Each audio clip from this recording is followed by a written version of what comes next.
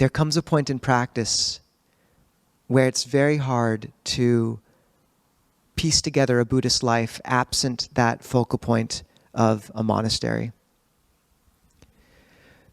In North America, most of the monasteries, forest monasteries, are 2 or so hours outside of the city, which is beautiful in some cases for training and seclusion. But Ajahn Kovilo and I really hoped to find something near enough to Seattle that it could be a home for and a refuge for everyone here as well. So that was quite a needle to thread, a forest monastery close enough to this area that we wouldn't lose people or many people when we moved there.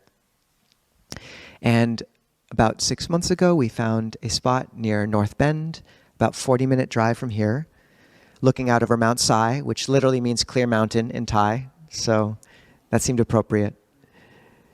And 90 acres, and the community came together over these last 3 months, and the complete necessary support was gathered, and on April 30th, next Thursday, we will close on one of the key parcels of the 2 parcels which compose it. The second parcel we were supposed to also have closed on. Right now there's a slight delay. We're still, it's safe, the contract is still solid, but we're just waiting for one small issue to be resolved, and hopefully that'll be resolved within a few weeks. So the vision for the monastery is once the land is acquired, over these next few months, hopefully we'll begin to gather together as a community, go out there, begin building trails. Hopefully eventually we'll have a garden there, fixing up the hut so that the monks, us who live there, aren't just shivering outside the whole time. And in mid-July, before the Vasa, we hope to move into the land. And the vision for the monastery eventually is 3 phases. Over these coming years, in this initial phase, it'll be very humble. We'll continue to meet here at St. Mark's on Saturdays, so people don't have to worry about too much. This refuge will remain for a time. And yet other days, Ajahn Kovilo and I will be out on the land, going for alms in North Bend. One monk will probably stay back at the monastery and be able to receive people who want to come and offer food and speak, ask questions. At 9, the meal offering will occur. People can come and share a meal with one another, meditate, and the monks will go into seclusion at some point during that morning period after the meal. But hopefully we'll have room for people on some days to stay, to garden, to practice. And as the structure of the monastery builds out, eventually in phase 1, we hope to have a sala, a multi-purpose hall with a kitchen, a dining area, a library, where people can come and just share the meal, practice together. And King County building codes means that this could take a while. We have a team kind of putting together a design firm and more. But likely an estimate from one of our volunteer architects, Susan Tillich, who's been wonderful, says probably around 2031 or 32, that first phase will be complete. Several huts, I know it's a while, several huts, a multi-purpose hall, a bhikkhunis quarters for visiting bhikkhunis, and a workshop and so on. Over the subsequent years, we would hope to, as funding comes in, and as all of you know, we never want to put pressure on the community to offer support it's not inspired to give. Monastics in our tradition don't use money, we don't ask for money, and basically we're happy to live in those huts as long as, in a very simple way. But over time, if the community is inspired, then maybe the support will come for eventually a temple where we can have 200 or 300 people at the most, very large, we hope. If we're reaching 100 plus people on a Saturday in a gym after a few years, we want to give room for the monastery to have room to host many. The temple will hopefully be noble silence, where people can just come and spend the day sitting in quiet. Eventually, we'd hope to have, in phase 2, perhaps 7 or 8 or 9 huts for monastics, some elders' kutis where we can invite Longpa Pasano or Bhikkhu Bodhi or other senior monastics to come and stay.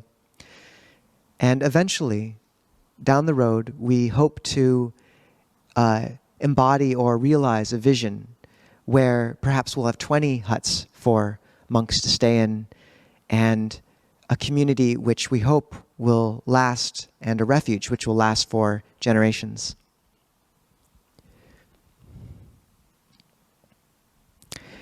And the hope is that we'll have people willing to be stewards for days there, where they're able to hold the space, where people can come on your day off and meditate in the temple, read, walk the gardens, where in the evening people can come, have tea with a monastic, practice, where we can have non-residential retreats on a regular basis, and all of this framed by the ethos of complete generosity, everyone welcome. And this vision will take quite a long time to realize. And yet I can think of few things so worthy in a life to do. And many of you have heard this project framed by board members and others who are part of this, but it is really precious. What's happening in this community, both with the generosity and the luminosity of this lay community, the ethos of kindness and welcome is something so many comment on, and I think most of you can feel. It's rare. And the fact that Clear Mountain has such warm and precious bonds of friendship and care with our Bhikkhuni sisters in the area, Clear Mountain hopefully will be a kind of nexus and meeting place of traditions around the world, and a place where at the same time you can come and just find quiet, and where monastics can be practicing for complete liberation of heart.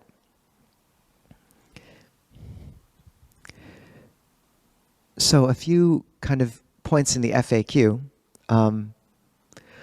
One is monasteries that are 2 or 3 hours outside of the city, like Abhayagiri, tend to host visitors, visiting laity. Clear Mountain does not plan on doing this.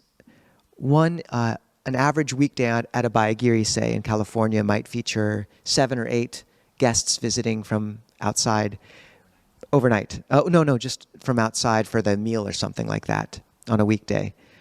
And also 7 or 8 guests perhaps staying overnight as well.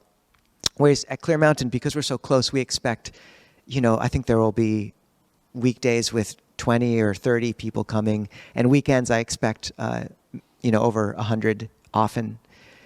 And so to preserve the the ability for monastics to maintain seclusion in the heart of their holy life, it just takes a lot to host people.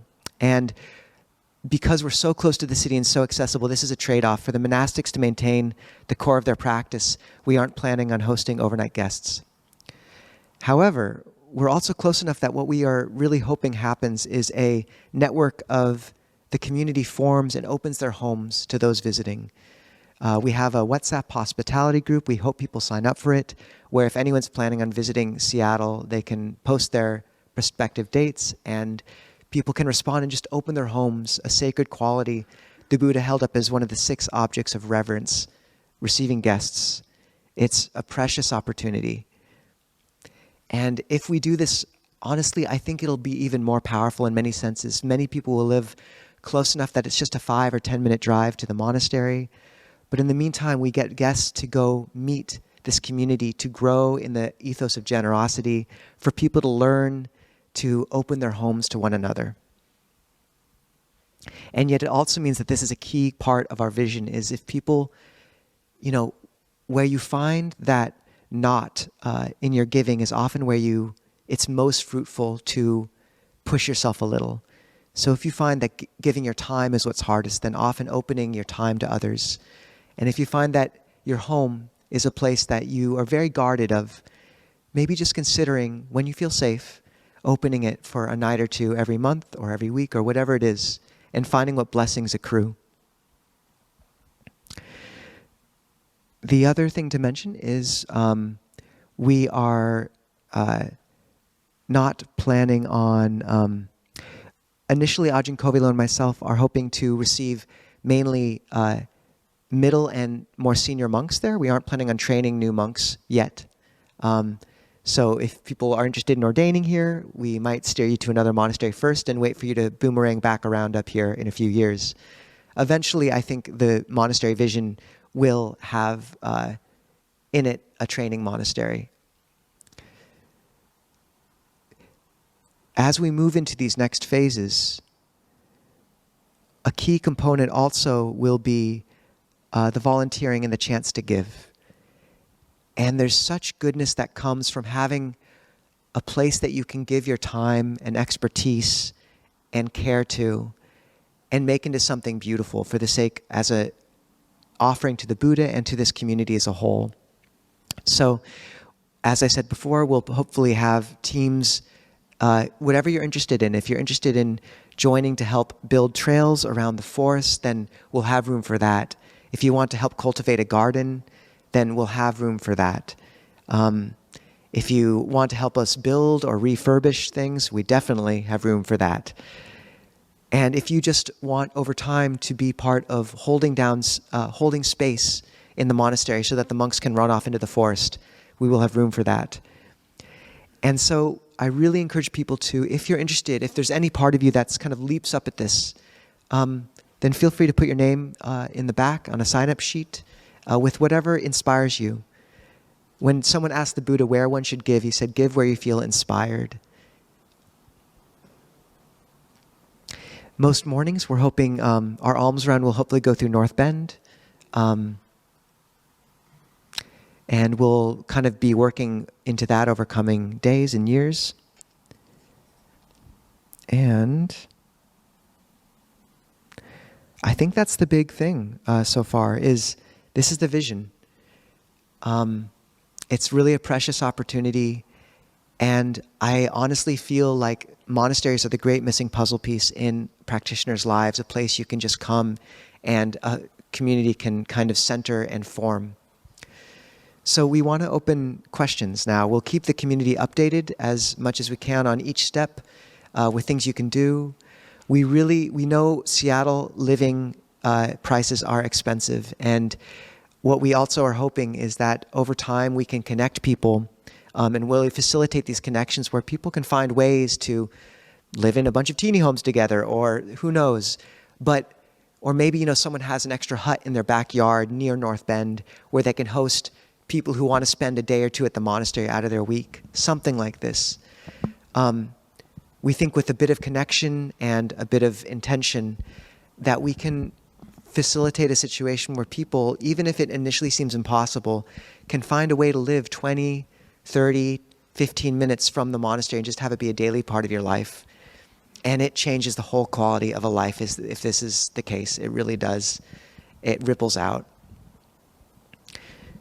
So we want to open space to questions now. But first, actually, Ajahn, do you want to add anything?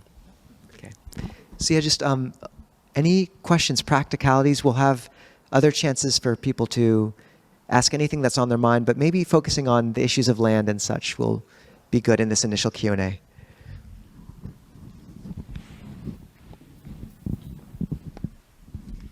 Oh, can we get a mic over to Damien? Thank you.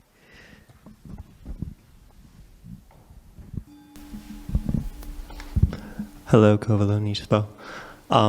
Thank you for sharing the vision. That's really beautiful.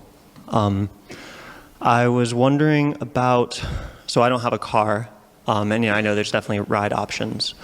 So I know there's a bus that goes out to Sai, and I was wondering if you could talk about possible camping options, like around, if you know of any near the monastery, if that would be something that would be an option, just to know, can I kind of have the solidity to say like, oh, I feel like going, I can just take the bus and be there, like myself. We should probably look into that one. No, there is a bus that goes out to North Bend. And then there is I think when we looked, the walk from that bus stop to the monastery is both a bit treacherous and a bit long. There is a shuttle that goes near the monastery at certain times of day.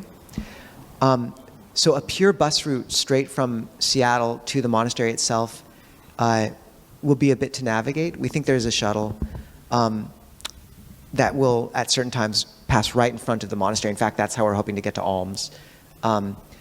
But the hope also is, like, if you can get close enough, I think over these coming years, we're going to have a lot of people moving out there and nearby. And hopefully there comes a point where there's just someone you can, say the shuttle's not running at that time, someone you can call to take you the last 5 minutes.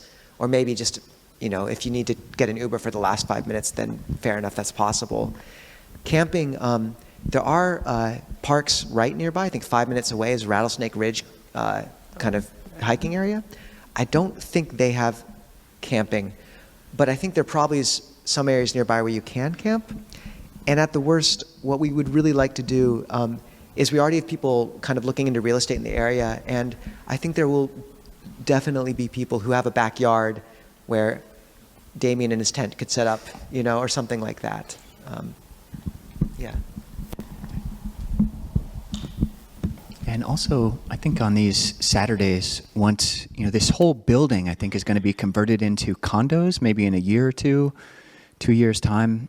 So at one point, there might be a forcing function that isn't us, that kind of moves us out of this space. And, our WhatsApp groups and Discord servers are very active places, and we already do have a carpool in addition to the hosting thread on WhatsApp. And in terms of a carpool, I think one of those trains goes out to Issaquah. Is that right, Alf? Yeah, 2. Okay, and then we can probably very easily set up shuttle services with just Clear Mountain people who wait there and fill up a car full of people and figure out some smart way to do that, especially on Saturdays. But for those who haven't signed up for the WhatsApp, it actually is significant. We've so far had kind of community-led events and ride shares on the same thread. I think as we get more and more community-led events and ride shares become essential, we're going to separate out that thread, so we'll have a whole thread for ride shares offering and getting rides, I think. So I happened to be out near the general store close by to the land last weekend, and I wandered around the golf course that had been converted into a Frisbee golf course. And then I actually just wandered off in the woods, and there's actually a wonderful trail right by the river that apparently goes to North Bend. And so if the buses can hold bikes, it would be a lovely bus and bike ride out to the monastery. Or if there are electric bikes, I don't know if Lime Bike operates in North Bend, but I think that there could be a wonderful way to bus out, hop on the bike, grab some food at the general store, head up to the monastery. That's actually a great point. We've been thinking of everything in walking because we can't ride bikes because we wear robes and it's really awkward and it's not allowed. It's bad for everyone. We can't climb trees unless we're being chased either. Yeah, actually, I think a bike, there's also a way to get to the monastery through a longer route through the back that's quite accessible and less dangerous. If you had a bike, it would be very easy, maybe to take either, but especially the other one. Yeah, good point. And Frisbee golf, people, that's fun.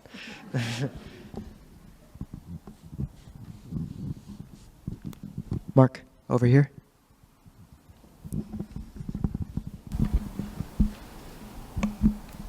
Hey, Johns. I'm curious if you've gone for alms in the town yet, and if there was a reception of any sort, positive or negative or neutral.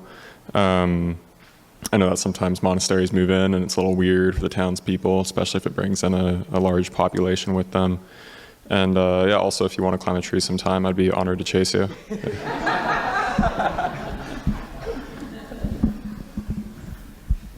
That's a first. It's I don't know if it's allowed if you invoke it. I can ask him to chase you. Yeah, we're allowed to run if you chase us too, Mark. So asking if there's been reception, any kind of response yet? We have a team currently kind of going to be initiated by Bonnie and Steve around community outreach. It's going to be critical. The zoning we're moving into is RA5, so 1 residence per every 5 acres, a standard zoning in rural areas. But with a conditional use permit, we can build a monastery, and the kutis and the monastic dwellings should be able to fit under that permit. The current route we're probably going to move towards that permit through doesn't require a full kind of like hearing in the town and such. There's a different administrative route.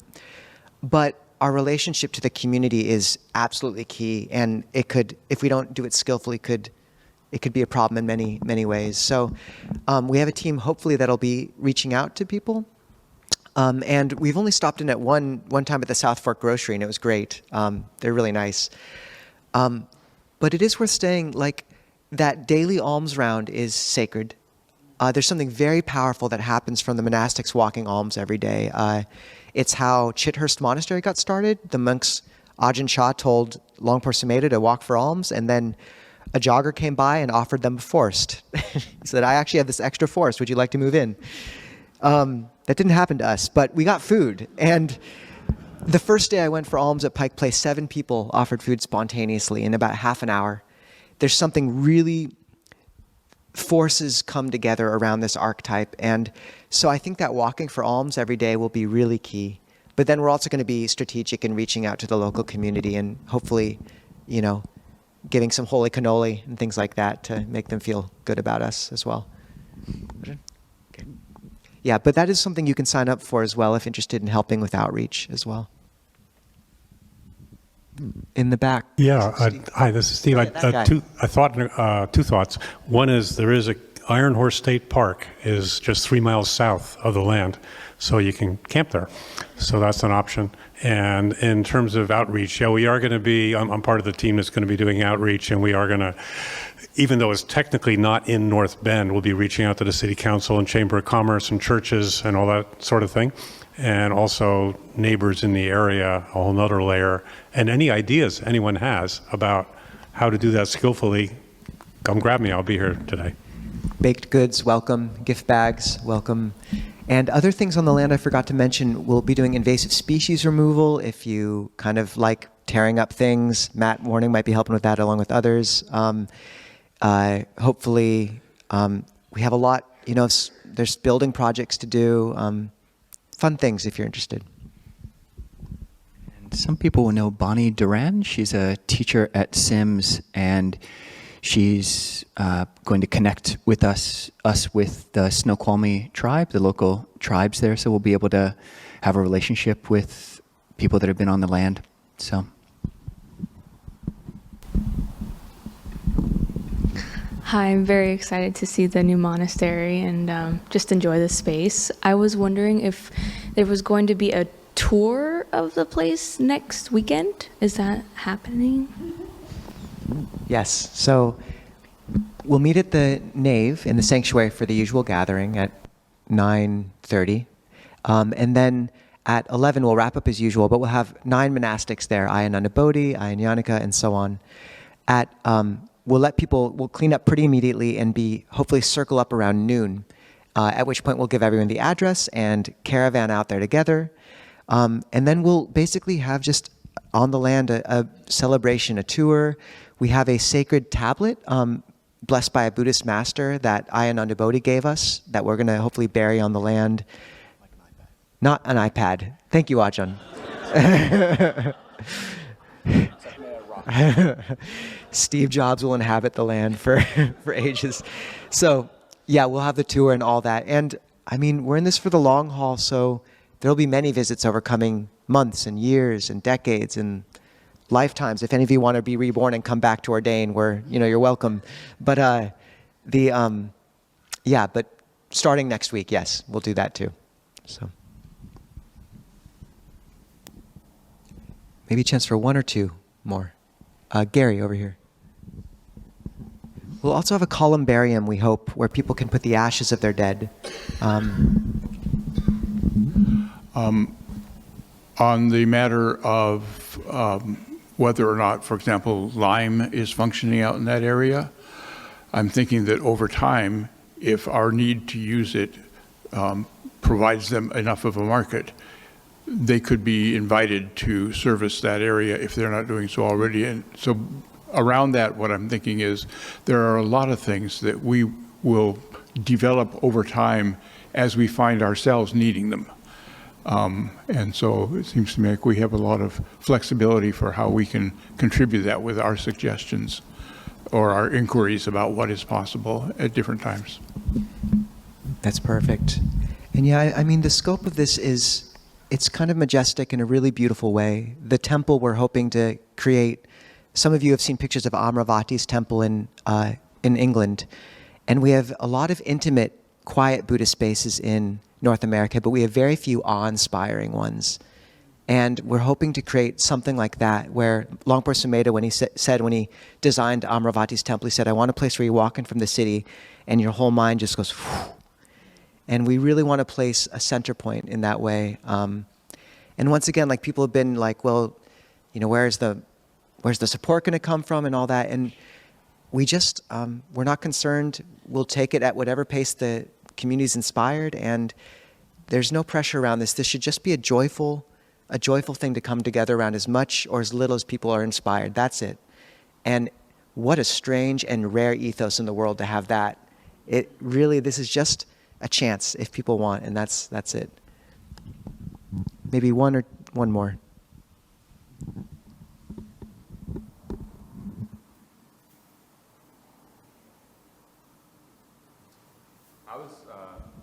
Hello.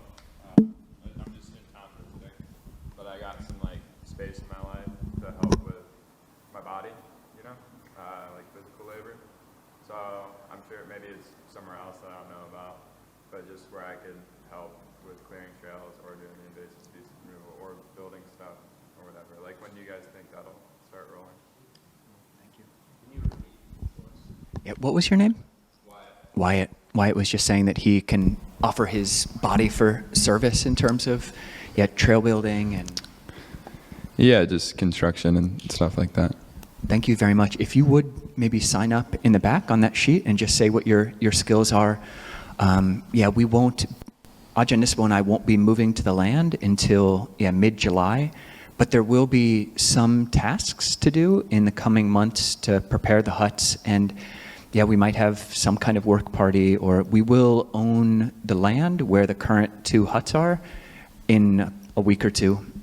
So things will start moving. And if your name is on there, I think Bonnie's our main volunteer coordinator for the in-person volunteerees. So that's great. Moving to Seattle might be a first order of business if you can pull it off. Yeah. That would be great, though. And we will have... one of the ethos, I forgot to mention this, with volunteers is, where possible, we want to open up each opportunity to the community at large before narrowing in on certain people we think might be especially appropriate, but we want to lean into that ethos of making sure each person here feels invited to all these tasks. And you'll see there's different levels of bandwidth or interest you can list, either a team lead, a regular volunteer, or just the occasional work party when you're free. So please do feel free to sign up for that. Sign up for our online kind of ways of letting you know what's happening. If you haven't, that'll be helpful. And Devin and Christine, if you would raise your hands, are our hospitality stewards. So the WhatsApp group for the hospitality, for hosting and helping one another open each other's homes, and that's also where we're going to begin connecting people around living situations, if possible. They're the 2 kind of leads of that, so talk to them or sign up, but this will be a sacred and critical part of what's to come over coming years. And just Ajahn Nisabho mentioning sacred spaces, and he's mentioned that next week we're going to be in the nave over there, and you might think a nave is like a small closet on the side, and you're like, how are 80 people going to fit in a closet? But a nave is actually the huge, majestic, beautiful top floor of the church over there. So that's what we'll be.